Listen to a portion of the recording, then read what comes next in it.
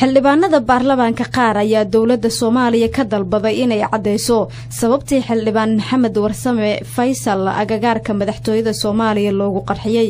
warkan waxa ay noo haya wariyaheena Shucayb Cawil Daahir markii 6 bishan xildhibaan Maxamed Warsame oo lagu naanaysi jiray Faysal lagu qarxiyay meel dhowr talaabo u jirta madaxtooyada Soomaaliya ayaa waxay arintaas la yaab gelisay mudanayaal ka tirsan baarlamaanka iyo siyaasiyiin Soomaaliyeed xildhibaan Cabdiqafaar Maxamed Umar oo kamid ah mudanayaasha baarlamaanka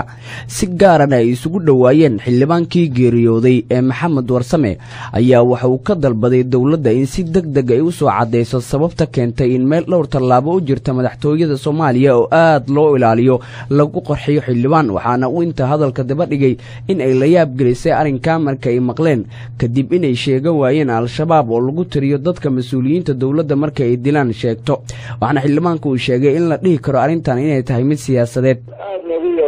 arrintaas madaxtooyada dhexdeedii in lagu qarxiyo arrin aad looga naxay taana waxaan uga fadhinaa xildhibaan dawladda federaalka Soomaaliya in arrintaas si degdeg ah loogu cadeeyo qaabkuu ninkaas u dhintay marka caalamkana waxaan u sheegay arrintaas arrin